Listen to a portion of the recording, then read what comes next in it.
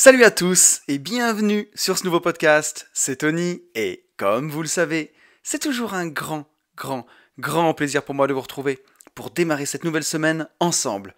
Pour tous ceux qui ne me connaîtraient pas et qui me découvriraient aujourd'hui avec ce podcast, je suis lotisseur, marchand de biens, investisseur et je vis de mes investissements depuis 2018. J'ai écrit un livre qui s'appelle Riche de liberté, dans lequel je vous explique comment vous aussi, vous pouvez réussir à atteindre votre indépendance financière grâce à la division foncière, en faisant des divisions de terrain, des détachements de parcelles, jusqu'à faire des lotissements complets. La promesse, c'est d'arriver chaque année à dégager au minimum 50 000 euros de marge, mais on peut faire bien entendu vachement plus, pour pouvoir en vivre, pour pouvoir dire ciao patron et passer plus de temps sur ce qui vous intéresse vraiment. Ce livre, il est dispo sur notre site www.abinvest.net/boutique ou alors vous allez sur mon Instagram, vous tapez @unevie-de-liberté et vous allez me suivre dans mes aventures. Vous verrez dans les stories à la une, il y a un avant-goût de la division foncière où j'ai mis des stories de travaux. Et même maintenant, vous pouvez aller aussi sur ma chaîne YouTube où je publie toutes les semaines des vlogs et où je vous montre aussi mes chantiers de division foncière. Si vous avez envie d'aller plus loin avec moi, j'ai aussi une formation qui s'appelle Division Foncière Expert. Vous avez plus de liens dans la description du podcast ou dans la bio de mon Insta. Et cette formation est aussi disponible au CPF. Ça fait plaisir. On en profite. J'ai aussi pas mal d'autres formations. Si vous allez sur ma page Insta, vous verrez, pour apprendre à gérer ses finances perso, pour apprendre à la bourse avec les ETF, même pour faire de la crypto. Et maintenant, on a une grosse formation qui reprend tout ça avec mon camarade Yann des Gentlemen Investisseurs, mon deuxième podcast qui sort tous les vendredis à 10h, une formation qui s'appelle Global Invest.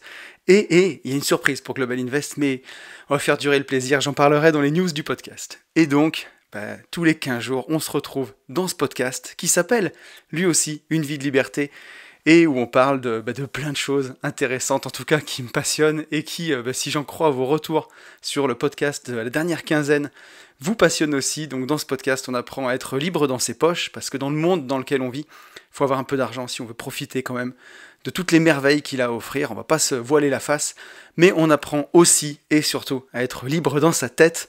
Et je pars de loin de ce point de vue-là. Donc j'ai beaucoup progressé.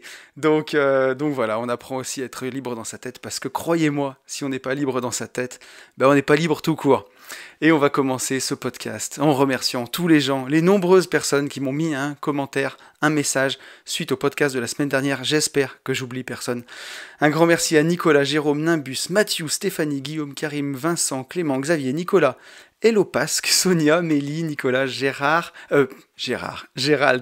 mon petit Gérald, Charles, Ekra, Nico, Jean-Baptiste, Sylvie, Claudine, Clément, Victor, Julien, Fabien, Olivier, Coulimo, Vanessa, Julien, Anthony, Yann, Nico, Philippe, Mathieu, Stéphane et Xavier. Un grand merci à vous tous. On va avoir le temps d'en parler, mais vous m'avez régalé avec les messages, c'est carrément incroyable. Suite au podcast de la dernière quinzaine, impressionnant. Le petit point, réseau quand même, on est 1643 sur la chaîne YouTube, ça monte. Les 2000 sont en ligne de mire et ça monte de plus en plus. Donc voilà, n'hésitez pas à me suivre, surtout que maintenant je publie pas que les podcasts sur la chaîne YouTube, je fais des vlogs chaque semaine et j'ai l'impression que je m'améliore un peu avec le temps, au bout de, 43 vlogs, incroyable, 43 vidéos déjà, et où j'en fais avec Benjamin, avec Yann, aussi je vous partage mes réflexions. Et j'ai l'impression que ça plaît bien parce que ces vlogs, ils font entre 500 et 800 vues, donc c'est vraiment cool. J'ai vu qu'on pouvait noter sur Spotify aussi, donc il y a déjà 67 notes 5 étoiles. Merci beaucoup à vous, ça fait trop plaisir. On est 546 sur SoundCloud et on approche des 300 notes sur Apple Podcast. On est à 292 notes 5 étoiles, donc un grand merci à vous tous. 3 nouveaux commentaires, donc merci à MacFrids, à Arnaud et à Fanny pour avoir pris le temps de me mettre ce commentaire 5 étoiles sur Apple Podcast, c'est vraiment cool. Et on est 6021 sur Instagram, donc voilà, c'est top, ça fait vraiment plaisir. Merci beaucoup à vous tous de m'avoir rejoint, on a passé les 6000, donc pour ça j'avais fait on a fêté ça sur Instagram, j'ai fait une promotion pendant 2 jours sur 2 formations, sur Finance Perso Expert et la formation ETF, qui sont en ce moment plus que jamais d'actualité avec les marchés qui ont corrigé un petit peu. c'est peut-être un bon moment pour rentrer sur les ETF. Donc voilà, vous avez été nombreux à me rejoindre. J'en ai pas parlé dans le podcast. Ah, s'il y en a un ou deux qui n'ont pas vu la promotion et qui veulent en profiter dans les lundi, mardi, mercredi, si vous êtes dans les premiers à écouter le podcast, mettez-moi un petit message sur Insta. On verra je verrai avec la direction ce qu'on peut faire. Donc voilà, mais merci à vous pour ces 6000 abonnés Insta. On va avoir le temps d'en parler encore d'Instagram, parce qu'on va faire le retour sur le podcast de la semaine dernière. Et voilà, il y a toujours deux côtés, hein. Mais on va avoir le temps d'en parler. Donc un grand merci à vous tous qui prenez le temps de liker, de commenter ces épisodes et de faire vivre ce podcast. Ça fait vraiment plaisir. Et donc parlons-en d'Instagram, parce que voilà, merci, justement, avec les news. On va faire les petites news. Merci pour les écoutes folles sur ce dernier podcast. Merci beaucoup à vous, c'est incroyable. Donc les écoutes, on a tout pété, la folie. Et les messages, les commentaires que j'ai reçus, j'ai jamais reçu, c'est simple, j'ai jamais reçu autant de messages pour un podcast. J'ai dû en recevoir en tout presque une centaine, je pense. Donc j'ai pas pu remercier non plus tout le monde, mais que ce soit des petits ou des grands messages, mais en tout cas c'est ouf quoi. Donc merci beaucoup à vous. Et justement, voilà, on a passé les 6000 abonnés Insta, donc au même moment où je fais un podcast en disant que je trouve qu'il y a des dérives sur Instagram, et justement, voilà, des personnes que moi je trouvais inspirantes, qui avaient bien commencé, qui m'inspiraient, quand je les vois, des gens de mon âge, hein, des gens entre 39 et entre, on va dire, 35 et 45 ans, se mettre en scène et faire « Ouais, tu veux investir dans l'immobilier? La première chose que tu as à faire, c'est d'aller voir ton banquier. » Ce genre de truc là, mais c'est pas possible quoi. Et donc c'était tout ça qui me blasait. Et au même moment, je franchis les 6000 abonnés Insta. Donc on est d'accord que c'est pas la course aux abonnés, c'est ce qu'on appelle vulgairement du vanity metrics, quoi, les statistiques qui font plaisir parce que ça gonfle un peu l'ego. Mais quand même, un gros compte Instagram relié au podcast, ça permet aussi d'aller chercher des invités un peu plus prestigieux à chaque fois, toujours un peu plus inaccessibles pour le podcast. Alors pas que je fasse la course aux invités, vous le savez, moi j'aime bien parler tout seul dans mon micro. Et quand je reçois des gens sur Une vie de liberté, c'est vraiment des gens avec qui il y a une connexion ou des gens que vraiment j'avais envie de rencontrer. Après, sur les gentlemen investisseurs, on veut aussi apporter de la valeur dans le podcast, donc on reçoit aussi des investisseurs, on reçoit des gens plus pour leur côté, invest, pour vraiment ce qu'ils ont à partager, à apporter à la communauté. Et donc, un compte Instagram qui est un petit peu gros, on a beau dire ce qu'on veut, ça joue quand même. Donc voilà, ça fait vraiment plaisir d'avoir passé ces 6000 abonnés Instagram. C'est cool, même si on va avoir le temps. On va revenir sur les commentaires du podcast d'il y a 15 jours là-dessus avec vos retours. Il y a deux côtés à Instagram. Donc voilà. Et qu'est-ce que je voulais vous dire aujourd'hui dans les petites news? Le podcast que vous allez écouter aujourd'hui, je l'ai préparé pendant toute ma semaine de voyage. J'étais en Italie cette semaine avec mes enfants, je leur ai fait découvrir la Toscane, donc puis je l'ai découverte moi aussi parce que je connaissais pas. On est allé à Pise, à Florence, on a passé vraiment une semaine excellente, et j'ai préparé ce podcast en travaillant 1 heure par jour. Donc il y a eu 5 jours, j'ai travaillé 5 heures pour préparer ce podcast, plus l'heure pour l'enregistrer. Donc vous verrez, vous me direz si c'est bien. En tout cas, j'y ai passé, je dirais pas que j'y ai passé moins de temps que d'habitude, mais en tout cas j'ai fait en sorte que ce soit indolore. Je l'ai toujours fait après que les enfants soient couchés, donc à partir de 22, 23 heures, voilà, j'ai travaillé pendant 1 heure tous les soirs. Et la réflexion que je me suis fait, c'est que plus on fait quelque chose, plus on prend l'habitude de le faire, plus c'est entre guillemets facile. Je le vois aussi pour les vlogs. Au début, c'était toute une histoire de me filmer, de sortir le téléphone, de me recoiffer, si on peut parler de se recoiffer avec mes cheveux longs. Mais voilà, en tout cas, ça me prenait du temps. Aujourd'hui, voilà, c'est beaucoup plus freestyle et c'est beaucoup plus simple pour moi aussi de parler devant la caméra. Et plus on fait quelque chose, plus c'est simple. Et c'est valable dans tout, hein, c'est valable dans l'investissement. Donc c'est le message que je voulais partager avec vous, la réflexion que je me suis faite. Au moment où vous allez écouter ce podcast, puisqu'il sort lundi à 10h, je serai au Maroc, donc au Mastermind qu'on a créé avec Yann, Mastermind MMA et immobilier business, donc on va faire de la boxe, enfin du MMA, de l'octogone quoi. Donc ça va être vraiment sympa, on part avec Bourama qui va nous coacher toute la semaine, ça va être fou. Donc voilà, si vous avez envie de suivre ça, allez voir sur Instagram, je vais essayer de vous faire découvrir ça. Je vous ferai aussi un vlog, donc ça va être vraiment cool. En parlant des vlogs, je voulais donc le rappeler, j'en ai parlé tout à l'heure. Je l'ai fait sur la chaîne YouTube toutes les semaines. Ça sort tous les mercredis à 18h. Je vois que ça fait de plus en plus d'écoutes. Ça fait plus d'écoutes que les podcasts sur YouTube, mais ça c'est logique. Et n'hésitez pas à me dire si ça vous plaît ou ce que vous avez envie de voir aussi dans ces vlogs. J'essaie vraiment de vous faire partager le quotidien de l'investisseur. Donc j'ai l'impression qu'en tout cas, ça vous plaît. Et puis la grande nouvelle de la semaine, quand même, et pas des moindres, j'attendais, c'est que notre formation Global Invest est enfin disponible au CPF. Et ça, c'est vraiment cool. Donc ça nous fait vraiment, vraiment plaisir. Vous pouvez désormais vous la procurer. Vous avez le lien dans le podcast, vous avez le lien sur mon compte Instagram. On a mis du temps, mais on y est arrivé. Donc voilà, Global Invest, c'est notre plus grosse formation. Elle regroupe aujourd'hui toutes les formations que je vends, que ce soit la division foncière, la formation sur la bourse avec les ETF, la formation sur les finances personnelles. Elle regroupe la formation de Yann, Starter Cash, et elle regroupe aussi la formation de Maître Cos sur la fiscalité des entreprises, celle de Max sur les crypto-monnaies, plus la moitié de tout ce contenu-là, ça doit faire à peu près 13 heures. On a rajouté avec Yann 13 heures de contenu totalement inédit sur l'immobilier, sur le business, sur la façon de vivre de son patrimoine au travers d'entreprises, ce qu'on fait avec Yann. Et voilà, donc c'est une de nos plus belles formations, de laquelle on est le plus fier. Elle a eu déjà beaucoup de succès en vente classique, et elle est désormais disponible au CPF. Donc si ça vous intéresse, que vous avez du CPF, n'hésitez pas. J'en ai fini avec les news, et on va revenir sur le podcast de la dernière quinzaine, hein. Influenceur versus personne inspirante.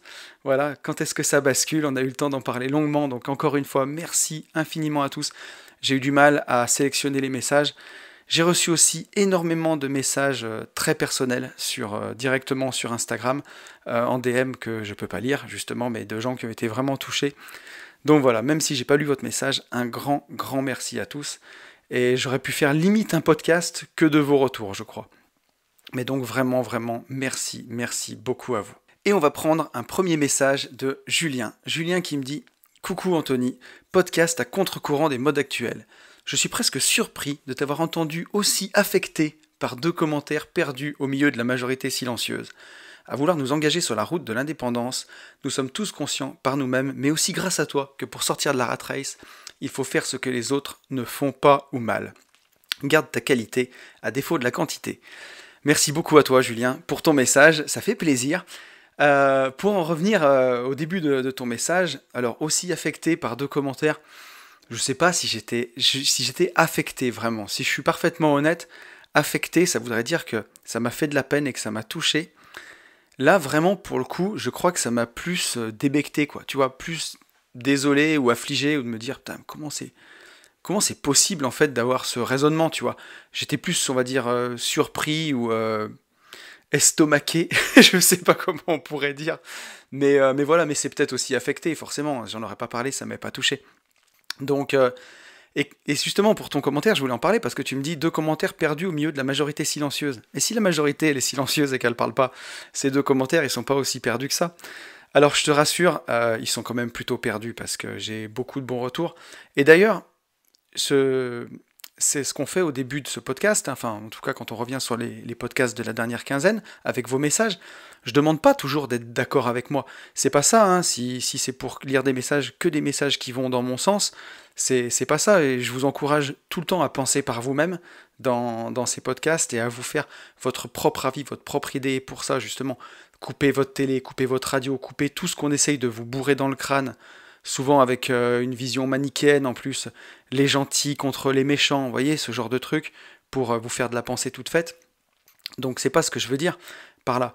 Mais en tout cas, voilà, ce que je veux dire, c'est que je vous encourage vraiment, vraiment à penser par vous-même, à vous faire vos propres avis, pas forcément à être d'accord avec moi, donc je demande pas d'avoir que des messages de gens qui sont d'accord, qui me disent bravo Tony ou quoi, mais pour le coup, là, c'était pas des messages qui étaient pas d'accord avec moi, c'était plutôt des messages sur la forme de ce que je fais plutôt que sur le fond.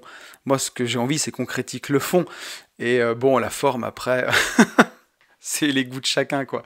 Et encore, comme on l'a dit, bah, ils peuvent avancer, quoi. Donc voilà, mais en tout cas, j'ai beaucoup apprécié de voir justement cette majorité silencieuse m'écrire des messages.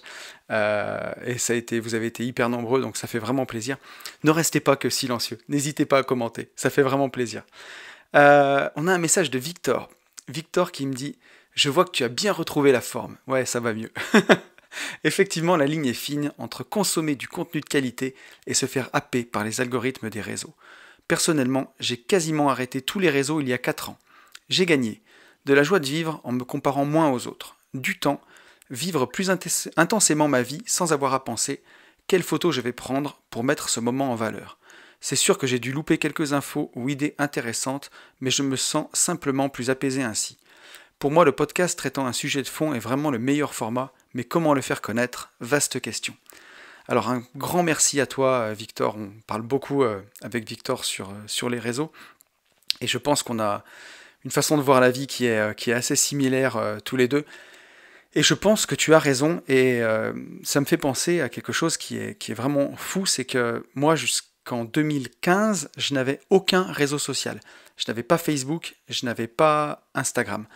J'ai mis Instagram en 2015 parce qu'à l'époque j'étais vraiment dans la muscu, c'était avant de me blesser, où j'avais un Instagram un peu muscu, mais voilà, je montrais jamais ma tête.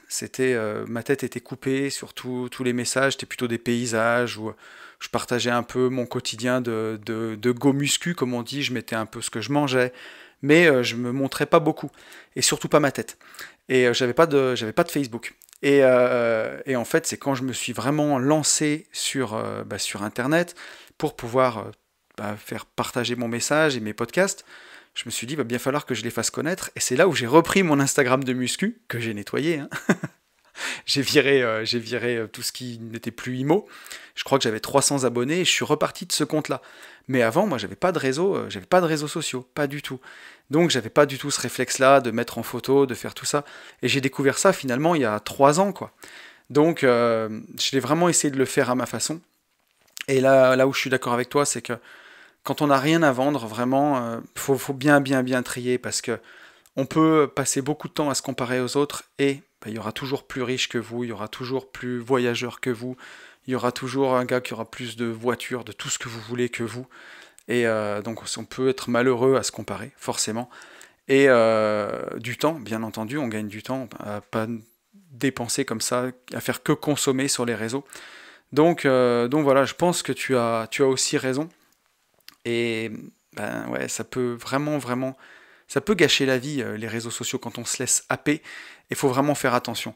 Moi, j'essaye de me limiter à 1 heure sur Instagram par jour. J'ai mis un timer qui fait que ça me le coupe au bout d'un moment. Et 1 heure déjà pour répondre à tous les messages, c'est pas évident, mais c'est vraiment salutaire. Et bien entendu, j'ai coupé toutes mes notifications. Je sais pas si vous l'avez pas encore fait, mais j'ai aucune notification à part quand on m'appelle. Le téléphone, il ne sonne même plus d'ailleurs, ni il ne sonne ni il ne vibre. Juste, ça vient quand même me marquer que quelqu'un est en train de m'appeler. Mais hormis mes enfants, il n'y a personne qui peut me déranger en m'appelant directement. Pour mes enfants, ça sonne, mais pour les autres, ça ne sonne pas. Et pour moi, ça, c'est hyper important pour pas avoir d'intrusion ni rien. Déjà, de mettre cette première barrière-là. Et ensuite, quand tu me dis le podcast est un sujet de fond, c'est vraiment le meilleur format. Pour moi, bien entendu, c'est le format que je préfère faire. C'est le format qui me semble quand même le plus qualitatif et le plus pertinent. Et comment le faire connaître? Peut-être, tu vois, du bouche à oreille, des fois tout simplement. Peut-être que c'est difficile à mettre en avant. Mais encore une fois, forcément que quand on fait un podcast, on a envie qu'il soit connu, qu'il soit écouté et qu'il soit partagé par les gens.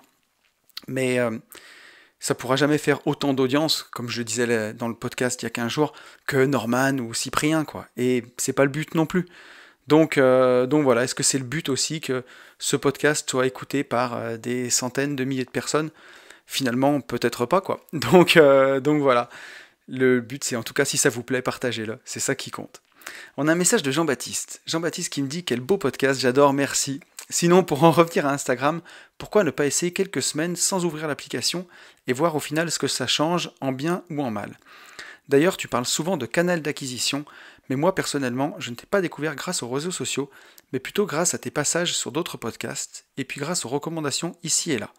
Quand j'y pense, pour tous les autres grands podcasts que j'écoute, eux non plus, je ne les ai pas découverts via les réseaux sociaux. Certains podcasteurs connus n'ont même pas de compte Insta pour leur podcast, ou alors c'est très récent.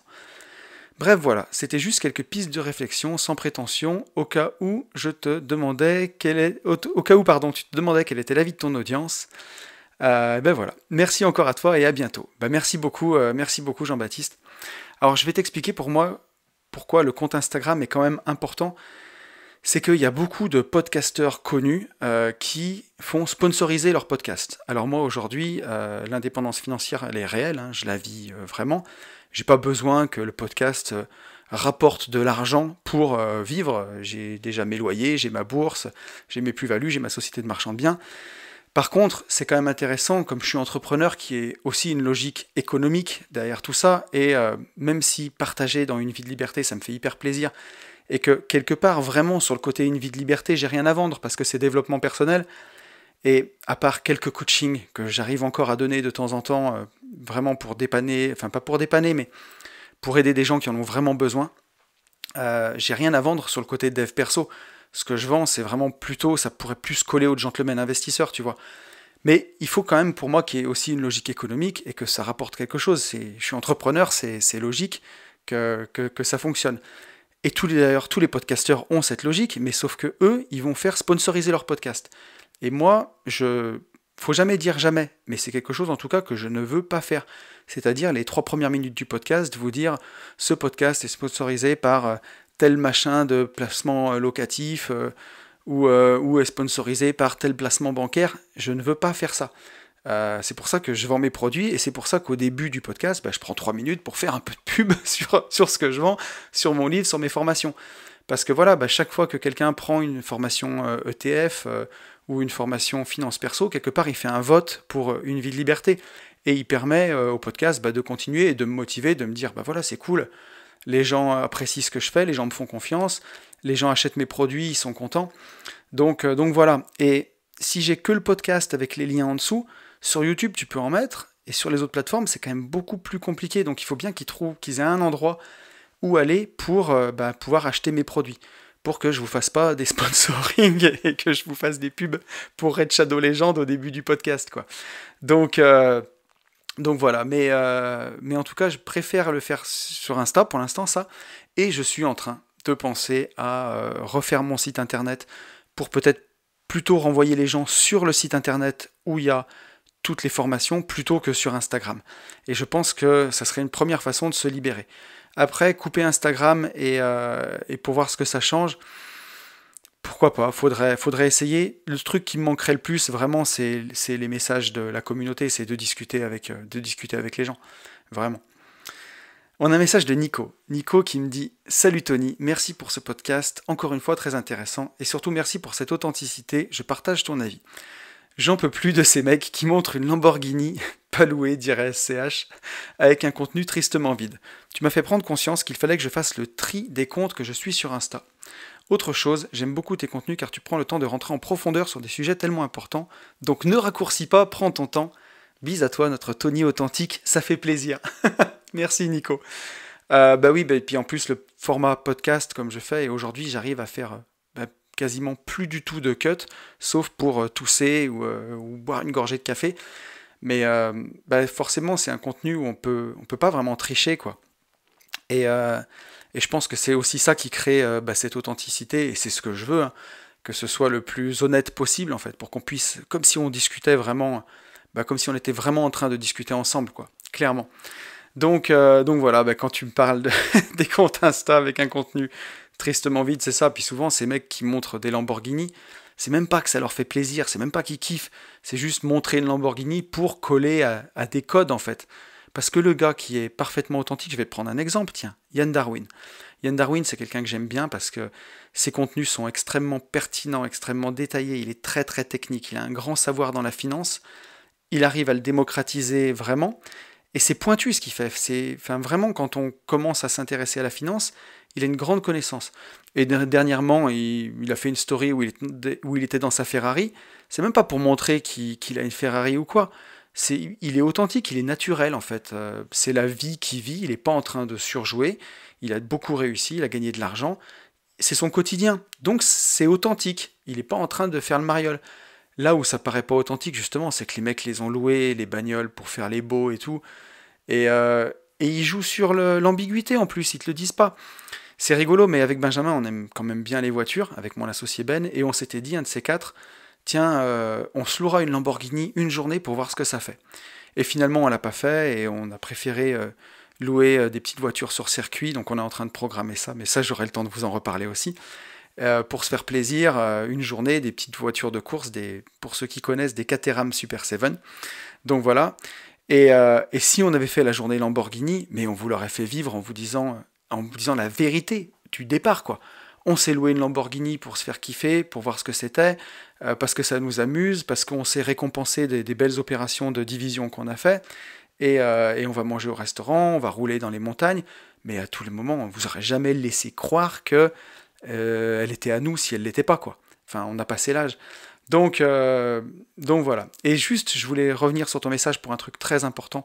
Quand tu dis prendre le temps de faire le tri sur les comptes Insta, j'en ai parlé avec Yann et il me dit, mais Tony, j'ai écouté tout ton podcast, j'ai pas compris pourquoi t'as pas dit ça, quoi. Et c'est vraiment, il a raison. Et c'est vrai que c'est la base. Et c'est ce que j'ai fait en plus. Mais j'étais vraiment parti loin dans le podcast et j'en ai oublié l'essentiel. Bah, j'ai nettoyé mon téléphone, quoi. Tous ces gens que je suivais, qui m'inspiraient au départ et qui, je trouve, ont tourné n'importe comment, je les ai dégagés. Je les ai unfollow, je les suis plus et je me sens vraiment mieux. Et je suis des gens qui me ressemblent ou qui partagent les mêmes valeurs. Et c'est quand même beaucoup plus sain. J'ai encore 2 messages. On a un message de Charles qui me dit très beau podcast Tony avec une fin en beauté. Ah oui, j'avais innové, mais je trouvais que ça allait tellement bien à la fin de ce podcast de mettre cette chanson pour ramener à l'essentiel. Et merci à toi de l'avoir souligné, mon petit Charles. Ça m'a fait kiffer aussi. Ne change rien, tu es le seul podcasteur à ma connaissance qui met en valeur ses auditeurs depuis le premier jour. Ça fait vivre le podcast et l'échange n'est pas à sens unique, j'aime beaucoup. Merci mon pote. Et pour ceux que ça gonfle, ils n'ont qu'à avancer, comme tu le disais si bien dans les premiers podcasts.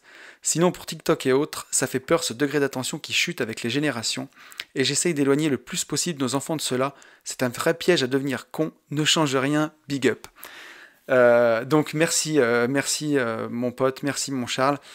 Donc voilà, j'en ai parlé beaucoup dans le podcast, c'est très important pour moi de faire ces retours, parce que ça permet de créer un échange, lire vos messages et y réagir, et vous faire aussi partager dans le podcast, vous donner la parole, ça c'est important. Ce que je voulais dire pour ton message pour TikTok, c'est que c'est toujours la dose qui fait le poison aussi, et c'est là où il faut faire très attention. Je me rappelle que quand j'étais enfant, donc il y a, il y a 30 ans, il y avait Vidéogag à la télé. Et c'était des gens qui envoyaient leurs cassettes vidéo de famille, ou ça venait aussi de l'étranger, hein. Et c'était des gens qui se cassaient la figure, des vidéos de chats, des conneries. Donc quelque part, c'était un peu des TikTok avant l'heure. Et c'était le dimanche soir, ça durait une demi-heure. Moi, je regardais ça avec mes parents, on le ratait pas, ça nous faisait rire. Mais on regardait ça une demi-heure par semaine, quoi. Et aujourd'hui, le problème, c'est que avec cette addiction et avec ça dans la poche, on peut regarder ça 3, 4, 5 heures par jour. Et autour de moi, j'ai des enfants qui ont déjà des téléphones à 10 ans, 11 ans, et qui passent leur temps à regarder ça et à faire des TikTok. Donc ouais, moi je suis assez inquiet quand même. Ça fait toujours vieux con de dire c'était mieux avant, et la jeunesse elle s'est dégradée, et ainsi de suite. Et peut-être que c'est vrai, peut-être que c'est pas vrai. En tout cas, dans les recherches que j'ai faites, c'est plutôt vrai. Le QI baisse, et avec ce degré d'attention qui chute, quoi. J'en doute pas. Donc effectivement, ouais, protégeons nos enfants et éloignons-leur les téléphones, je pense vraiment, avant qu'ils soient en âge de grandir, d'avoir du recul là-dessus. Et on a un dernier message de Nico. Nico qui me dit « Mais si tu fais plus de stories sur Insta, alors il va falloir attendre 14 jours pour une vie de liberté et 7 jours pour les gentlemen pour avoir notre dose de tonton mindset. Par contre, les réels, laisse tomber si ça te plaît pas, surtout que c'est 2-3 punchlines du vlog de la semaine que tu mettais. Pour les podcasts, bien sûr que je veux les retours sur celui d'avant, ça permet d'avoir d'autres avis de la communauté, ça fait aussi réfléchir et avoir d'autres points de vue. Et si c'est trop long pour certains, allez sur TokTok et montez une stratégie en 1 minute. La prochaine appli, ce sera des vidéos de 30 secondes et ce sera 10 secondes pour la suivante. Comme un grand philosophe l'a dit, si t'aimes pas, t'écoutes pas, et puis c'est tout. Peace. Merci Nico. Putain, j'aurais pu faire mon imitation de Booba. Mais... non, on va arrêter là. Comment il faisait? Si tu kiffes pas, t'écoutes pas, et puis c'est tout. Ça, c'était vraiment à son époque là. Et ça a au moins 20 ans quand il rappait comme ça. Donc bref, je suis parti en sucette. Effectivement, c'est comme les abdos, tu sais, avant t'avais les abdos en 8 minutes, après t'as eu les abdos en 7 minutes, les abdos en 6 minutes. Bah là, voilà, 1 minute, 30 secondes, 10 secondes. On verra où ça nous mène, tout ça, mais il y a un moment, peut-être qu'on sera vraiment des poissons rouges, on fera 2 fois le tour de notre bocal, on aura oublié d'où on vient, et puis on recommencera à refaire le tour de notre bocal. Je sais pas où ça nous mènera, mais en tout cas... je pense que c'est pas ouf. Mais voilà, en tout cas, je voulais vous remercier pour tous vos messages, tous. Ça m'a énormément touché. Et à 30 minutes de podcast, je pense qu'il est temps de passer au sujet de la semaine. Et le sujet de la semaine, ça va être comment faire soi-même son propre malheur. Et vous allez voir, je pense qu'on va rigoler. Donc cette semaine dans le podcast, j'ai eu envie d'aborder un sujet pour lequel je me pose encore une fois souvent des questions, vous l'avez souligné. Je me pose beaucoup de questions, Encore une fois, vous allez me dire. Et quelle meilleure façon que de tenter d'y répondre ensemble? Donc si vous me suivez depuis un petit moment, vous le savez, en plus de mon podcast Une vie de liberté, j'ai mon second podcast qui s'appelle Les Gentlemen Investisseurs, en duo avec mon pote Yann, qui sort tous les vendredis à 10h. Et donc pour le coup, celui-ci, c'est pas tous les 15 jours, c'est chaque semaine.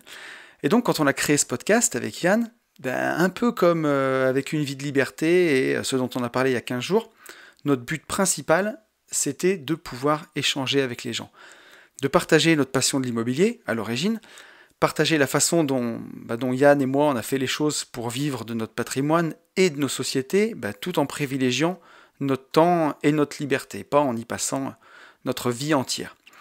Et donc on a fait ça pour créer une émulation, pour tirer les gens vers le haut, et en tout cas aussi haut qu'on peut les emmener, parce que bien entendu il y a bien plus haut que nous, on est d'accord.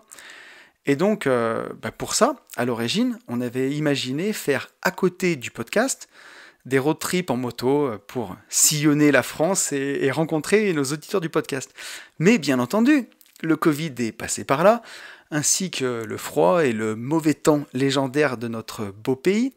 Et on s'est rendu compte que la moto, c'était vraiment une belle idée sur le papier, mais que c'était un poil compliqué à mettre en place de façon vraiment régulière. Alors on a quand même retrouvé un peu cet esprit initial qu'on voulait faire au début, dans le mastermind Road Trip Moto qu'on avait organisé dans sa première édition, donc l'an dernier, ça devait être au Népal et on a fini en Corse, mais c'était incroyable, et qu'on organise de nouveau cette année, donc a priori en septembre, j'aurai le temps de vous en reparler. Et encore une fois, ça sera à la découverte d'une belle région française. On va pas s'envoyer en l'air, on va pas partir trop loin, mais voilà, j'aurai le temps de vous en reparler, vous pourrez prendre vos places si ça vous intéresse, je pense que ça va être vraiment un bon moment. Donc voilà, je vous en reparlerai en temps voulu quand on ouvrira les portes, mais ça va être une belle semaine de kiff entre potes et investisseurs. À la fin, on sait plus trop. Et donc d'ailleurs, la création de ce podcast, elle a permis tellement d'événements incroyables, et toujours dans un esprit qui nous ressemble. Le week-end au wakeboard, la semaine au parapente, la semaine au MMA au Maroc où je suis actuellement quand vous écoutez le podcast à sa sortie, et encore donc plein de nouvelles choses qu'on vous réserve et qu'on va vous proposer cette année. Mais donc pour en revenir à l'idée originale du trip moto, au fil du temps cette idée elle a évolué, et de road trip en moto pour rencontrer les investisseurs, sont nés les J'irai investir chez vous. Donc ce J'irai investir chez vous, c'est un concept qu'on a inventé avec Yann, où on va 2 jours pleins, 2 jours entiers chez un investisseur ou chez un couple d'investisseurs pour passer en revue tous leurs investissements, tout leur patrimoine, toute leur stratégie, et leur donner notre sentiment et notre avis sur la meilleure façon de continuer de développer leur patrimoine pour atteindre leurs objectifs. Donc Yann adore dire que ce sont des coachings à la culotte, et c'est vraiment ça. On passe beaucoup de temps ensemble, on passe 48 heures pleines, et pendant ces coaching, on s'intéresse vraiment aux gens, à leur vie, à leur parcours, à leurs objectifs, pour qu'on puisse établir ensemble une stratégie qui leur ressemble et qui colle parfaitement avec leur appétence au risque et surtout avec leur personnalité. C'est pas du prêt-à-porter, on va dire, comme j'aime bien le prêt-à-penser, mais c'est pas du prêt-à-porter qu'on essaye de coller sur tout le monde, mais c'est vraiment du sur-mesure. Et d'ailleurs, j'ai parlé de Global Invest tout à l'heure qui arrivait au CPF, mais quand on a créé le programme Global Invest, ce qui est en fait la version en ligne, la version dématérialisée de ces 2 jours de coaching, ben, ça a été vraiment tout le challenge de pouvoir recréer cette intensité, mais à distance, et de pouvoir proposer à la personne qui est chez elle ben, une vraie introspection personnelle sur sa façon de voir les investissements et surtout de voir sa vie, et de pouvoir ben, se faire soi-même son propre feedback en fonction des exemples qu'on a proposés dans le programme et qui sont bah, le fruit, le résultat de notre expérience et de tous les coachings qu'on a donnés. Mais donc pour en revenir à ces coachings physiques, quand on est chez les gens et qui nous reçoivent, quand je dis qu'on s'intéresse aux gens, la première soirée, on a vraiment des discussions à bâton rompu sur la vie, sur la famille, sur le couple, sur les enfants, et clairement sur la façon de voir la vie en général. Et j'ai eu des gens totalement extérieurs dans mon entourage qui me voyaient m'absenter, prendre la voiture ou prendre l'avion pour aller aux 4 coins de la France 2 jours par mois donner ces coachings et qui m'ont demandé mais bah, comment ça se passe tes coachings, la manière dont ça se déroulait. Et en fait quand je leur explique, ils étaient hyper surpris de ça, que ça puisse être aussi intrusif alors que ça ne concerne que de l'investissement. Et qui me demandaient clairement mais attends ton truc là, c'est pas de l'accompagnement en immobilier? Pourquoi tu as besoin de savoir s'ils veulent avoir des gosses, s'ils sont mariés, ou s'ils veulent se marier dans 2 ans, ou si le mari s'entend bien avec sa belle-mère? Et pourtant, c'est tellement important. C'est même capital, et c'est par là, à mon sens, que devrait démarrer mais toute démarche d'investissement. Et de la même manière que je trouve ça compliqué d'avancer dans la vie quand on ne connaît pas son pourquoi, c'est compliqué d'investir si on ne sait pas pourquoi on le fait. Alors je sais que la question du pourquoi, elle a été encore une fois complètement galvaudée par le développement personnel low cost un peu, et que tout le monde l'utilise à tort et à travers, et que bah, cette question, quel est ton pourquoi, ça veut plus dire grand-chose, et parce que bah, c'est une quête perpétuelle dans le fond, et on a rarement un seul pourquoi d'ailleurs, et le plus souvent on en a plusieurs, et ils évoluent au fil du temps. Et c'est aussi pour ça que la vie, elle est passionnante et qu'elle est pleine de rebondissements dès qu'on se penche bah, vraiment sur ces sujets. Et aujourd'hui, plutôt que de parler de pourquoi, justement, j'ai un peu plus de mal maintenant avec tout ça. Moi, je préfère parler de capacité à rêver. Et je vois beaucoup de gens, que ce soit en coaching ou dans la vie, et à commencer par moi le premier, il y a maintenant quelques années, qui sont tellement dans la rat race, dans une course permanente avec le boulot, la vie, les crédits, les charges, qui savent même plus pourquoi ils font ça. Ils avancent sans but, si c'est de sauter de week-end en week-end, un peu comme on jouerait à saute-mouton, quoi, pour avoir 2 jours de répit. Comme quand on était en primaire, pouce, voilà, le week-end je mets les pouces, ça s'arrête. Mais je me marre, mais je me reconnais tellement là-dedans, et quand j'étais dans ma bonne foire d'empoigne, là, comme dirait Kiyosaki, dans ma vie d'avant, et bah, ça m'embrouillait le cerveau à un tel point que j'avais littéralement plus de rêve, j'avais plus d'envie à long terme, et j'avançais bah, même sans avoir de but ou sans avoir d'objectif. Et je le vois avec ma fille, quand on était en vacances cette semaine en Italie, à un moment j'entendais qu'il parlait un peu toute seule à l'arrière de la voiture, et je lui dis qu'est-ce que tu fais, ça va? Elle me dit mais je joue dans ma tête. Elle me dit je m'imagine, alors en ce moment elle est sur les Loli Rock, pour ceux qui ont des enfants, elle me dit je m'imagine que je suis une princesse Loli Rock et là je vais faire un concert. Je me dis mais c'est fou, un enfant il a une telle capacité à rêver. Et justement pour revenir un peu à Global Invest, il y a tout un chapitre qui est animé par Charlotte pour réapprendre la visualisation. Et c'est vraiment ça en fait, quand on est enfant on a cette capacité naturelle à rêver et ben, on la perd petit à petit. Et c'est hyper important de la retrouver, quoi. Et donc pour en revenir au coaching, je peux décemment pas proposer à des gens de prendre un crédit et de s'endetter sur 20 ans pour acheter un bien immobilier si je sens que la personne, elle sait pas où elle va, ou si je sens que le couple, bah, il est fébrile, ou même carrément en pleine crise, quoi. Et c'est vraiment de la déontologie professionnelle déjà, selon moi. Et la première chose à faire avant même d'investir, c'est de se poser les bonnes questions, de savoir où on veut aller précisément dans sa vie et pourquoi on fait les choses. Et donc avec Yann, on a coutume de dire que si les choses elles sont claires au départ, eh ben, elles sont claires à l'arrivée. Et donc c'est pourquoi avoir une image claire et précise des résultats qu'on veut atteindre et de là où on veut aller, mais c'est capital.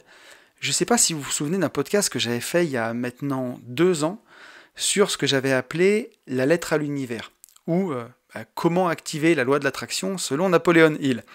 Et on en a même reparlé récemment dans le podcast sur la loi de l'attraction que j'avais fait, je crois que c'était le premier podcast de janvier, pour bien commencer l'année. Et dans ce podcast, je revenais sur ce livre incroyable de Napoléon Hill qui s'appelle « Réfléchissez et devenez riche », où dans ce livre, il distille tout du long sa formule magique du succès. Alors si je dis pas de bêtises, le podcast en question, il s'appelle « Le rituel du matin » et il est toujours d'actualité, si vous voulez l'écouter. Et dans ce texte, qui date de 1937, il y a 85 ans, Napoléon Hill, il nous disait déjà ça avec les mots suivants. Je sais que mes pensées dominantes passeront par plusieurs stades avant de se transformer en réalité physique. C'est pourquoi je consacre 30 minutes par jour à penser à l'être que j'ai l'intention de devenir et à m'en faire une image précise. Et donc les voilà, selon moi, les vraies clés du succès. Si on se pose les bonnes questions et qu'on fait l'effort d'y répondre, bien entendu, on met toutes les chances de son côté pour savoir où on veut aller et se faire une image précise de la personne qu'on veut devenir. Tony Robbins, le gourou du développement personnel, le disait, la clarté, c'est le pouvoir. Et c'est la base de tout. Comment est-ce que vous voulez vous rendre à un endroit précis en voiture si vous partez sans GPS, avec le pare-brise sale et sans essuie-glace? Soit vous arrivez nulle part, voilà. Soit vous irez là où vous n'avez pas envie d'aller, soit vous allez, comme la plupart des gens, tourner en rond. Et j'aime bien cette analogie, moi je trouve qu'elle est tellement parlante. Et à contrario, si vous savez précisément où vous voulez aller, et que vous mettez l'adresse dans le GPS d'un véhicule en parfait état de marche, vous avez 100% de chance d'arriver à destination. Et d'ailleurs, quand je parlais des bonnes questions à se poser, c'est justement ce qui fait Napoléon Hill à la fin de ce livre. Il y a littéralement 3 pages de questions à se poser à soi-même et auxquelles il faut répondre par écrit. Et je me souviens que je l'avais déjà fait la toute première fois que j'avais lu le livre et ça m'avait pris une journée entière. Mais franchement, c'était passionnant. Et voilà pourquoi c'est si important de se poser les bonnes questions. Et si je reviens encore sur ces J'irai investir chez vous, on est vraiment les seuls à faire ça et à le faire de cette façon-là. Et même si ça n'a rien à voir, parce qu'on me dira que c'est pas du coaching, c'est tout ce que ne fera jamais avec vous un banquier ou un CGP. Même si, paraît-il, il y en a des biens, des CGP. Donc je taquine souvent les CGP dans ce podcast, mais j'en ai vu 3 dans ma vie et ils étaient tous plus nuls les uns que les autres. Donc j'espère en rencontrer un jour qui me fera mentir. Voilà. Mais bon ou mauvais, quoi qu'il en soit, ce ne sera pas ces gens qui vous pousseront à vous poser les bonnes questions avant de vous conseiller dans vos investissements. Et c'est toute la différence avec ce qu'on fait. C'est que nous, on est réellement passé par le chemin de l'investissement et de l'entrepreneuriat pour construire notre patrimoine et pour continuer de le développer. Donc on a un peu de vécu et un peu de bouteille, et on sait ce que ça coûte en temps et en énergie quand on veut réussir. Et de la même façon que, on sait comment on doit être entouré si on veut mener à bien ce qui compte pour nous. Et comme, bien entendu, nous, on n'a aucun produit commissionné à vendre en dehors de notre science, on donne notre avis librement, on partage notre façon de voir les choses, que ce soit aussi bien au niveau de la vie que des investissements, pour que les personnes puissent prendre leurs propres décisions en connaissance de cause. Mais voilà, pour apporter notre vision des choses, au regard de nos 2 parcours de vie, à Yann et à moi, ça nous semble capital de s'assurer de la solidité du socle, de la base. Et d'ailleurs, je suis en train de lire le dernier livre de Robert Kiyosaki, donc l'auteur de Père riche, Père pauvre, qui s'appelle Guide pour investir. Et j'ai lu un passage qui m'a fait tellement plaisir. Kiyosaki raconte qu'il était invité à la radio pour participer à une émission sur les investissements. Et il y a un auditeur qui appelle pour expliquer que sa mère, elle va mettre sa maison en hypothèque pour pouvoir lui prêter 100 000 $ pour commencer à investir. Et donc l'auditeur appelle la radio pour demander des conseils en investissement. Et la première chose que Kiyosaki fait, c'est qu'il demande à l'auditeur s'il a un plan. Quel est votre plan? Et l'auditeur lui répond, j'ai pas besoin d'un plan, je veux juste savoir quel est le meilleur investissement financier, quel est le meilleur instrument financier sur lequel je dois investir aujourd'hui. Et là, Kiyosaki l'enchaîne direct. Il lui dit, est-ce que vous avez un plan de vie? Vous avez 42 ans, vous n'avez jamais été capable de faire de l'argent avant. qu'est-ce qui va se passer si vous perdez cet argent? Et si jamais la maison de votre mère, elle est saisie, est-ce que vous pourrez subvenir à ses besoins? Est-ce que vous pourrez la reloger avec votre travail, etc., etc. Et il l'enchaîne direct, et là l'auditeur il se fâche, et je vais vous lire le passage tel quel. Il lui dit: ça vous regarde pas, je croyais que vous étiez un investisseur, vous n'avez pas à fouiller dans ma vie privée pour me donner des conseils d'investissement, et laisser ma mère en dehors de tout ça. Tout ce que je veux, c'est un conseil d'investissement, pas un conseil personnel. Et là, en lisant ça, je jubilais, quoi. C'est la première fois dans un bouquin d'investissement que je lisais quelque chose qui me donnait complètement raison, quoi. En une seule page de ce livre, j'ai trouvé la justification de tout ce qu'on fait et de l'immense conviction qu'on a, Yann et moi, de faire de faire les choses de la bonne façon. Et donc, voilà, qu'on le veuille ou non, c'est comme ça. Un conseil en investissement, c'est un conseil personnel. Donc voilà la façon dont on procède. Et je dois dire que depuis qu'on fait nos J'irai investir chez vous avec Yann, ce qui doit représenter, je pense, aujourd'hui une vingtaine d'accompagnements, même si c'est une expérience différente pour chacun, on a toujours été impressionnés par les personnes qu'on a coachées et qui nous ont surprises par leur volonté, leur énergie et leur capacité à surmonter leurs échecs, et qui nous le prouvent encore. Hein. On a un groupe avec tous les anciens coachés où les parcours sont fous, quoi. D'ailleurs, je vous fais une grosse dédicace à tous. Et donc, on va dire que ce format J'irai investir chez vous, il nous donne forcément, naturellement, une forte probabilité d'avoir des gens qui sont ultra motivés. Mais moi, je dis qu'on a aussi beaucoup de chance d'avoir des coachés comme ça, quand même. Et donc, en rentrant de notre dernier coaching avec Yann, on en a profité, comme souvent, pour disserter sur la vie. Et on se faisait cette réflexion que, justement, on avait de la chance dans nos accompagnements d'avoir des gens réceptifs, et que chez les gens du quotidien, les choses, elles étaient souvent beaucoup plus compliquées. Et que quand, d'aventure, une connaissance extérieure au monde de l'investissement, elle nous sollicite pour avoir des conseils sur des investissements, on se heurte aux mêmes écueils que Robert Kiyosaki à la radio. Les gens veulent pas qu'on se mêle de leur vie privée, alors que, qu'on le veuille ou non, un conseil d'investissement, c'est un conseil personnel. Et là, encore une fois, on voit à quel point mindset et investissement, c'est vraiment intimement lié. Et que certaines personnes qui, en apparence, font tout pour réussir, elles font finalement que se saboter un peu plus chaque jour, quoi. Et tout ça parce que des questions fondamentales par lesquelles tout devrait commencer, on les met sous le tapis, gentiment. Et voilà, et on se posait avec Yann, encore une fois, la question fatidique. Hein. Qu'est-ce qui fait, selon toi, que certains n'y arriveront jamais, quoi. Et un investissement, ça vous met vraiment en face de vous-même, quoi. Que ce soit un investissement immobilier pour lequel on va contracter un crédit, s'endetter, pour lequel on va pouvoir avoir des soucis d'impayés, peut-être des dégradations, ou alors pour un investissement boursier par exemple, qui peut chuter de 40% en l'espace d'un mois, c'est des situations qui sont vraiment extrêmement émotionnelles, et elles nous ramènent toutes nos peurs fondamentales vis-à-vis de l'argent.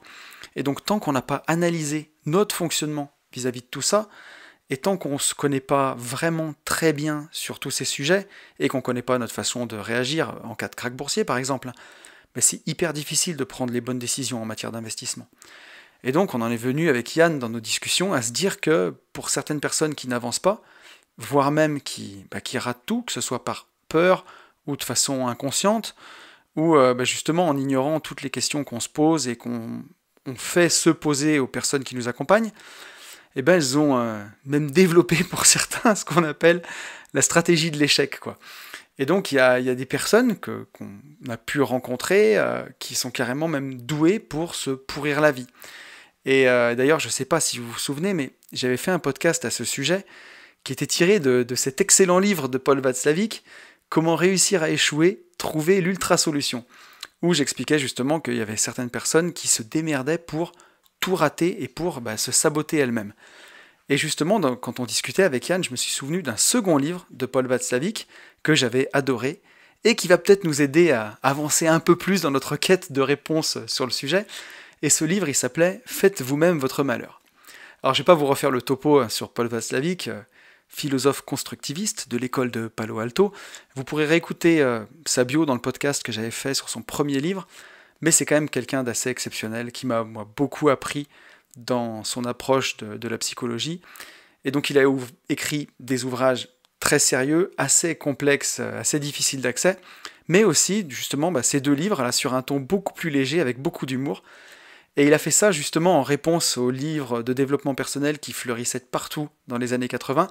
Lui, il a voulu prendre le contre-pied de façon humoristique, et il a créé un guide pour se pourrir la vie, tout seul, comme un grand. Voilà, comment faire vous-même votre malheur. Et donc vous allez voir, c'est assez prodigieux, et ça va nous aider à y voir plus clair. Donc dans ce livre, pour lui, une des premières façons de bien se pourrir la vie et de ne jamais atteindre ses objectifs, c'est de commencer par jouer avec le passé. Et donc pour ça, il y a deux techniques qui sont imparables. La toute première, c'est de glorifier le passé. C'est le fameux c'était mieux avant ». Ah bah oui, du temps de nos parents, tout était plus facile, il y avait le plein emploi, c'était les années 70, il y avait la France à reconstruire, blablabla. Et donc c'est oublier que les taux, par exemple, à cette époque, ils étaient ultra élevés, et que les salaires étaient quand même plutôt bas. Donc voilà, vivre dans le passé, et c'est une chose que je vois très souvent autour de moi, c'est une très très bonne technique pour ne jamais investir. Oui, parce que le meilleur moment pour le faire, c'était il y a 20 ans, bien entendu, maintenant c'est trop tard. Donc ça, c'est une bonne façon d'être bien malheureux. La deuxième façon de bien se pourrir la vie avec le passé, c'est la technique de l'action fatale, irréparable et irréversible. Celle-là, elle est quand même pépite. De la même manière que Ève aurait croqué dans la pomme dans le jardin d'Éden et a fait basculer en une seule action le cours de toute la vie de l'humanité, voilà, c'est se convaincre que une seule action qu'on a fait basculer toute une vie. Et là, je peux citer des tonnes d'exemples, que ce soit en coaching ou dans la vie de personnes avec ce genre de croyances autour de moi. Des gens qui me disent « mais j'ai mis de l'argent en bourse une fois, j'ai tout perdu, et depuis ce jour, je me suis juré que la bourse, c'était fini ». Et j'ai la même chose aussi avec une mauvaise expérience dans l'immobilier. J'ai mal acheté, je me suis pris la tête avec les impayés, j'ai revendu à perte. Pour moi, l'immobilier, c'est fini. Et je me permets de le dire parce que moi aussi j'ai perdu de l'argent en bourse les premières fois, moi aussi j'ai acheté un bien immobilier avec lequel je me suis arraché les cheveux, mais voilà, je me suis pas dit que j'étais nul et que c'était gravé dans le marbre et que cette action avait changé le cours de ma vie. Je me suis dit voilà, je vais réessayer quoi, et après ça a un peu mieux marché. Donc voilà, et comme si une seule mauvaise action dans ces domaines, elle devait signer le glas d'une vie d'investisseur. Et j'ai vu encore bien pire. J'ai vu une personne rater le concours pour entrer en école d'ingénieur et être convaincue par la suite que l'ensemble de tous les mauvais choix qu'elle a fait après ça, ils ont pour origine le fait de ne pas avoir réussi le concours ce jour-là. Et d'entendre encore cette personne 20 ans après dire voilà, j'aurais jamais dû rater ce concours et maintenant je suis pas ingénieur et depuis il est trop tard. Et c'est vraiment triste, triste, triste. Donc si vous voulez vous pourrir la vie au level compétition, vous savez ce qu'il vous reste à faire. Croyez dur comme fer dans la technique de l'action fatale, irréparable et irréversible. Une autre technique de Paul qui nous explique dans son livre pour se rendre bien malheureux et pour écarter le succès à tout jamais, c'est que faut vraiment croire que pour que quelque chose marche, il suffit d'insister. Et c'est là où c'est subtil. Et pour illustrer son propos, l'auteur il nous raconte l'histoire d'un ivrogne qui cherche sa clé sous un réverbère. Et donc au bout d'un moment, il y a des policiers qui arrivent et le mec a perdu ses clés et il lui demande ce qu'il est en train de faire. Et donc l'ivrogne il explique qu'il a perdu ses clés et qu'il est en train de les chercher. Donc les policiers lui proposent de l'aider. Puis au bout d'un moment, il ne trouve pas, quoi. Puis les policiers lui disent « Mais vous êtes sûr que vous les avez perdus ici ?» Et l'ivrogne répond « Non, non, non, je les ai perdus bien plus loin, par là-bas, mais c'est pas éclairé et il fait trop sombre. » Et donc il ne cherche pas là où il a perdu ses clés, mais il cherche là où c'est éclairé. Donc ça marchera jamais, mais c'est bien là tout l'intérêt de la manœuvre. Quand on veut échouer, il suffit d'insister, quoi. Et c'est Einstein qui disait... la folie, est-ce que c'est pas de faire encore et toujours la même chose, mais en espérant un résultat différent?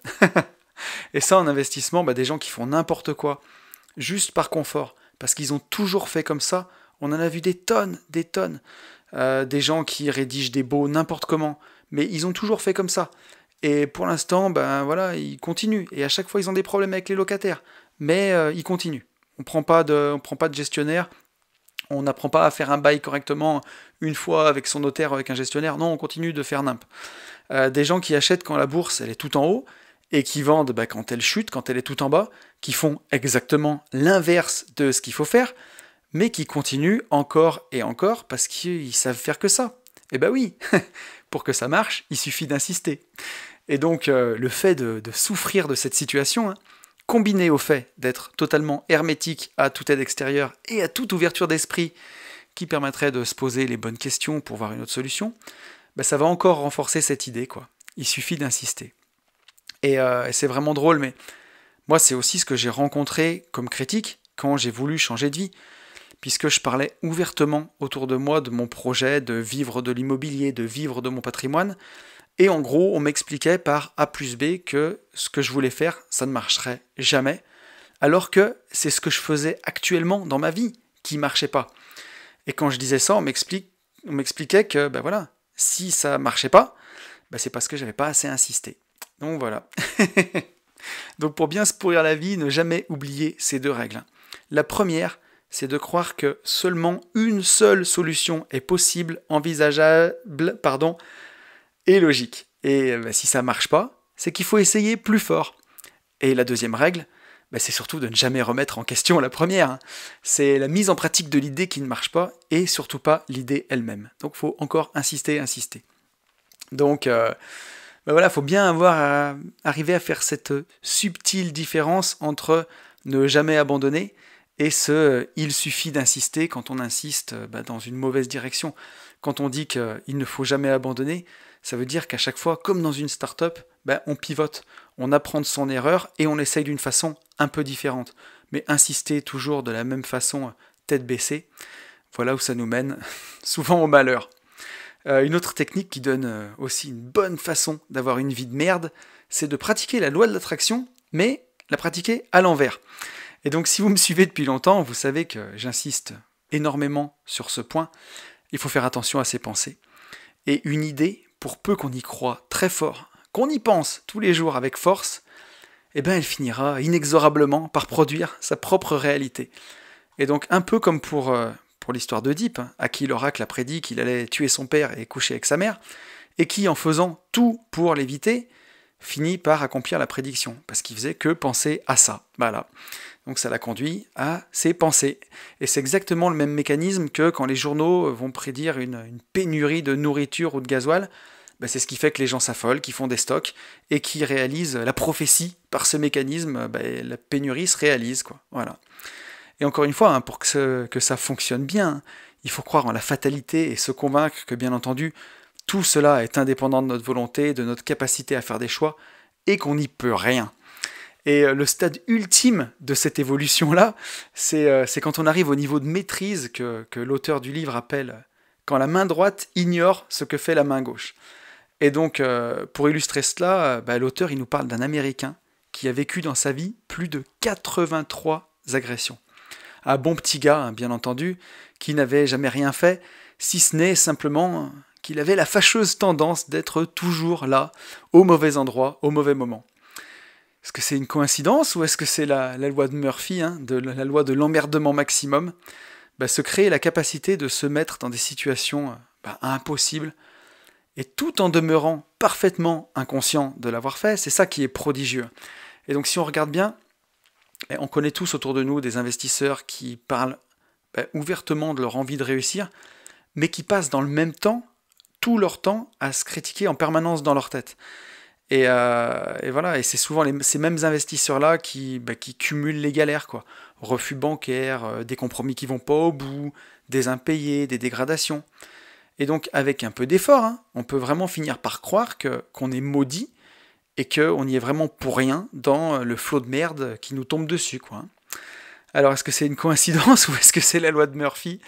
Voilà, donc si vous avez peut-être peur de tout rater en investissant, y pensez encore et encore, pensez au pire tous les jours, et vous verrez, l'avenir vous donnera sûrement raison.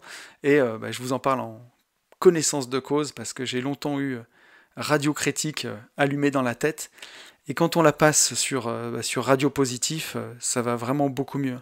Plutôt que de se répéter tous les jours qu'on est complètement nul, si on se répète tous les jours qu'on fait de son mieux et qu'on mérite de réussir, au bout d'un an, je vous assure, on n'est pas au même endroit, je vous le confirme. Une variante de la technique précédente, pour être bien malheureux, peut-être que plutôt que de chercher à tout prix comment s'attirer la misère, ça va être de chercher à la fuir à tout prix, coûte que coûte. Donc là, c'est un peu plus subtil. Mais on va chercher à éviter ici, quoi qu'il arrive, on va éviter toutes les situations dangereuses. Et donc pour illustrer son propos, l'auteur, Paul Václavic, il nous parle d'une expérience qui a été faite sur un cheval. Donc dans son box, le cheval, il a un de ses sabots posé sur une plaque en fer reliée à une batterie. Donc on lui fait écouter un signal sonore, et puis quelques secondes après, bam, on lui met une petite décharge électrique dans le sabot. Bon, j'avoue, c'est vraiment pas cool comme expérience. Mais donc voilà, le cheval, il prend une décharge électrique, il lève la patte. Et donc, au bout de quelques essais, dès qu'il entend le signal sonore, il l'associe à la décharge et automatiquement, il va lever la patte tout de suite. Et donc, vous avez compris ce qui va se passer. Bientôt, il n'y a que le signal sonore qui lui fait lever la patte et on lui laisse même plus, ça lui laisse même plus le loisir de savoir si la décharge, elle a continué ou cessé. Et donc, il n'y a plus d'électricité, mais par contre, dès qu'il entend le signal sonore, tac, le cheval, il lève la patte. Moi aussi, j'ai vu beaucoup de gens dans ce cas qui, après une mauvaise expérience en investissement, rien que d'entendre le mot locataire ou le mot bourse, ils commencent à lever les bras au ciel ou à partir en courant. Et en fait, comme le cheval, quoi, ils assimilent ce petit signal sonore, bourse, locataire, à la punition. Et donc, ils veulent plus du tout en entendre parler. Et en fait, le plus triste là-dedans, c'est que ça leur laisse même pas le crédit de voir si une nouvelle expérience ne pourra peut-être pas mieux se passer, puisqu'ils n'essayent pas. Et j'avoue que moi aussi, j'ai mon propre stimuli. Quand j'entends le mot salarié, j'ai déjà envie de me barrer en courant. Et je suis pas prêt de reprendre des salariés pour voir si ça se passe mieux cette fois-ci. Donc, voilà. Moi aussi, j'ai mes propres limites. Une autre technique, pour être sûr d'être bien malheureux, figurez-vous qu'on peut être malheureux parce qu'on a tout. Et j'en ai vu aussi des comme ça, à commencer par moi le premier, il y a quelques années maintenant, après avoir réalisé mon rêve de quitter la rat race, j'avais atteint mon but ultime dans la vie et je me disais, bon ok, ça c'est fait, et maintenant je fais quoi? Et j'étais visiblement pas le premier à me poser cette question, parce que Oscar Wilde disait à ce sujet, il y a deux tragédies dans l'existence, l'une est de ne pas réaliser son rêve, l'autre est de le réaliser. Et on a tendance à parfois idéaliser vraiment les choses et à voir l'indépendance financière comme un Eldorado sans souci, un îlot de repos, de bonheur, protégé de tout. Bon, je vais pas vous gâcher le truc, mais on en est loin. Et à chaque nouvelle situation, vient fatalement son lot de problèmes. Et donc pour se prémunir de cette tragédie, Paul Václavic nous conseille le sourire au coin des lèvres, bien entendu, mais de se garder à tout jamais d'arriver à son but. Voilà, vous l'aurez compris, il y a beaucoup d'ironie derrière tout ça, et il nous encourage surtout à profiter du chemin et à l'apprécier. Et l'école de Palo Alto, d'où vient Paul Václavic, ça prône vraiment la stratégie des petits pas pour atteindre son but, de découper en petits objectifs et avancer un peu plus chaque jour. Et voilà, c'est aussi exactement ce que je pense qu'il faut faire quand on veut réussir, et ce qui nous permet de profiter du chemin de la réussite. Et pour finir, on va parler aussi d'une autre technique, une très très bonne façon d'être malheureux, surtout quand on veut être malheureux en couple, et là aussi ça marche très très bien. Voilà, on en connaît tous des investisseurs qui investissent en couple justement, et donc la technique c'est de proposer à son entourage des alternatives illusoires. Et donc pour illustrer ça dans le livre, Paul il nous donne l'exemple suivant. Une mère va offrir à son anniversaire pour son fils 2 cravates. Et puis celui-ci, il vient manger le dimanche suivant, et autour du cou, il s'est mis une des 2 cravates, quoi. Et quand il arrive, sa mère le regarde et lui dit « voilà, je savais bien que l'autre te plaisait pas. » C'est moche. Et qu'est-ce que vous voulez répondre à ça? Et le pire, c'est que des gens comme ça, autour de nous, on en connaît tous, quoi. Donc une petite variante de cette technique, et qui marche très très bien pour se pourrir la vie, et pour semer le trouble et le chaos quand on investit en couple, c'est celle-ci-là. Vous demandez à votre partenaire de choisir entre 2 choix, le A et le B. S'il choisit A, il aurait dû choisir B, Et s'il choisit B, il aurait dû faire A. Et donc ça peut marcher pour le choix d'un locataire, par exemple. Mais pourquoi t'as pris celui-ci, t'aurais dû prendre l'autre. Et inversement, le choix d'une banque, le choix d'un agent immobilier. Et donc il y a vraiment pléthore de choix. Et pour l'avoir vu en action, cette technique, croyez-moi, c'est vraiment prodigieux et c'est une manière très utile et efficace de compliquer sa relation avec les autres. Et ça marche dans plein de situations. On peut par exemple faire une réflexion à quelqu'un qui peut prendre soit comme de l'humour, soit il peut la prendre au pied de la lettre. Et donc, selon la façon dont il prend la chose, on peut soit lui reprocher de ne pas prendre au sérieux ce qu'on lui dit, soit de manquer d'humour. Et voilà, gagnant à chaque fois. Boum. Donc voilà, j'en ai fini avec toutes ces belles techniques de pourrissage de vie. Et c'est dommage que j'avais pas tous ces exemples en tête pendant notre discussion avec Yann, mais je pense que ce livre aura bien répondu à notre questionnement. Voilà pourquoi certaines personnes n'y arrivent pas. Et voilà pourquoi c'est si compliqué d'investir quand on n'a pas commencé de bonne heure un gros travail de développement personnel sur soi. Et dans une boutade du livre, Paul Václavic nous dit même que la maturité ultime, c'est d'arriver à faire quelque chose malgré le fait que vos parents vous l'ont recommandé. Voilà. Quand on est vraiment mature au level ultimal, si vos parents vous disent de faire un truc, vous le faites pas parce qu'ils vous l'ont dit, mais parce que vous pensez que c'est une bonne chose. Vous voyez un peu comme il faut travailler sur soi avant d'investir pour atteindre ce niveau de maîtrise. Et donc pour conclure cet épisode, où on a beaucoup parlé de comment se créer une vie impossible, j'aimerais finir quand même sur une note positive et parler de l'antidote à tout ça. Parce qu'il existe. Et donc dans le premier livre de Paul Václavic, qu'on avait évoqué dans le précédent podcast, quand rien ne va plus dans nos vies, à la fin du livre, Paul nous incitait, pour être plus heureux, à tout simplement aller admirer les fleurs. Alors vous le réécouterez, mais c'était un beau message. Parce qu'au final, il s'agit que de ça. Et j'ai fait tout ce podcast le sourire aux lèvres parce que je me suis reconnu dans bon nombre de ces situations. Et aujourd'hui, après beaucoup de travail sur moi, je suis pas encore un grand sage, je suis pas encore un maître Shaolin, mais je peux l'affirmer sans cligner des yeux. Je suis heureux. Et pourtant, je suis pas spécialement doué pour le bonheur à la base. Mais grâce au travail d'acceptation, grâce au travail de PNL, et peut-être grâce à des promenades dans la nature aussi, à regarder les fleurs, un jour, je crois que j'ai eu ce déclic. Et peut-être que c'est de ce déclic dont Paul parle quand il termine son livre par une citation de Dostoïevski, qui est tirée du livre Les Possédés, où l'un des personnages principaux fait la déclaration suivante. Tout est bien, tout. L'homme est malheureux parce qu'il ne sait pas qu'il est heureux. Ce n'est que cela. C'est tout, c'est tout. Quand on le découvre, on devient aussitôt heureux, à l'instant même. Et Polo de conclure. En bref, la situation est désespérée et la solution est désespérément simple. Je vous souhaite de vous poser les bonnes questions. Je vous souhaite d'être ouvert à la beauté du monde qui nous entoure. Et je vous souhaite, par-dessus tout, de vivre libre.